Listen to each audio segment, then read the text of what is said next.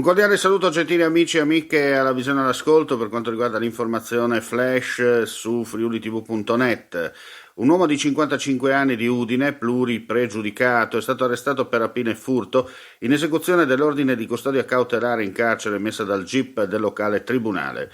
Lo scorso 27 settembre, dopo aver rubato 2 borsette lasciate all'interno di altrettante auto parcheggiate all'esterno di un maneggio nel Cividalese, l'uomo ha rubato la borsa dall'auto di una donna, la quale però lo ha scoperto e ha cercato di trattenerlo mentre già era salito a bordo di un'altra vettura guidata da un complice non ancora identificato. La vittima è però rimasta aggrappata al veicolo per alcuni metri, lasciandolo soltanto nel momento in cui è stata colpita con un pugno al volto che l'ha fatta cadere a terra sbattendo la nuca. Le indagini della mobile, della questura friulana e del commissariato cividalese hanno permesso di individuare l'autore dei vari reati, ora chiuso nel locale casa circondariale in attesa di giudizio. A Monfalcone gli infermieri della Sores hanno inviato un'auto medica e un'autoambulanza lungo le sponde del canale Valentinis, in prossimità del supermercato Lild, dove è stato segnalato il corpo di una persona a galleggiare in acqua. Inutili purtroppo gli immediati soccorsi prestati dal personale sanitario, congiuntamente con i vigili del fuoco isontini. Per l'uomo, un 71enne, nulla purtroppo da fare. Recuperato il corpo, portato poi al locale ospedale nella cella mortuaria dove sarà ricomposto. 2 persone sono rimaste ferite a seguito di un incidente stradale accaduto nel primo pomeriggio di oggi a Gemona, in via Cavazzo. Lo scontro ha visto coinvolti un'autovettura e un mezzo pesante. Sul posto l'autoambulanza proveniente dal locale nosocomio e l'elisoccorso. 2 le persone ferite, una è stata trasportata in volo a Udine in condizioni serie ma non sarebbe in pericolo di vita.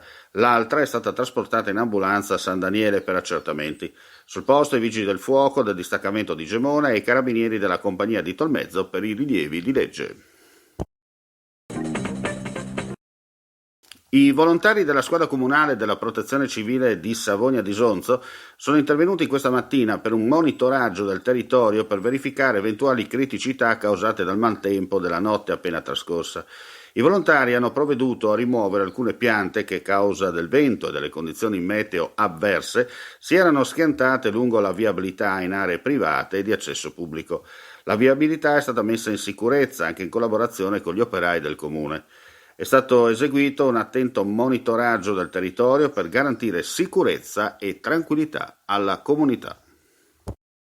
Termina qui questa edizione live, ulteriori news sul nostro sito friulitv.net. Grazie per la visione e l'ascolto, non resta che augurare a tutti voi un buon proseguimento di giornata.